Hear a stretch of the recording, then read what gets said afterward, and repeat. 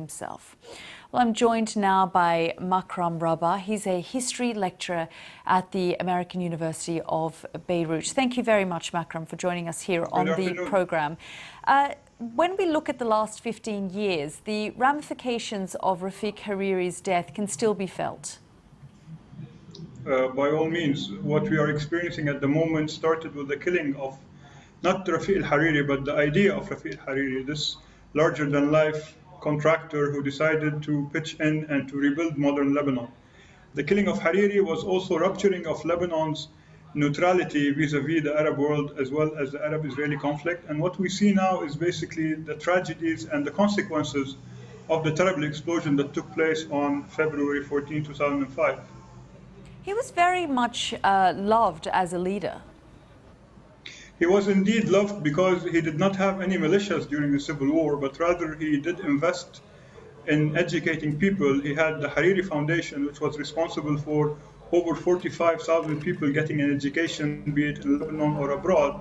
This made him a beloved figure as well as a cross-sectarian leader, something which we don't have many of in Lebanon.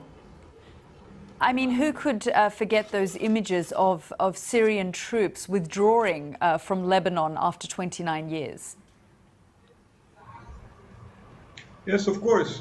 We paid a really big toll for getting rid of the Syrians because only on the blood of Rafiq al-Hariri were we able to neutralize and to ultimately kick out the Syrian occupation and the Syrian hegemony over all aspects of Lebanese political life and even cultural life. So the sight of these people leaving after they came in with the Kissinger deal and the 1977 brokering of the Cold War lines. So ultimately, what Hafez al-Assad did in 1977 and after the end of the Civil War in 1990, the killing of Hariri was able to revoke, and thus we were on the right track to gaining our independence before Iran and Hezbollah decided to step in and take over from the Syrians and impose their own hegemony over the system.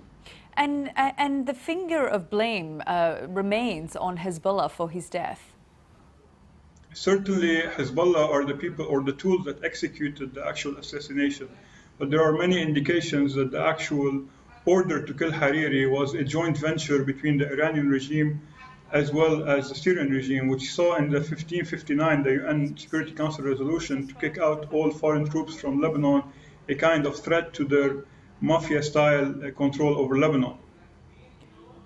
Okay, really interesting talking to you there, Makram. Thank you very much for joining us. That was Thank you Makram Rabah joining us there from Beirut.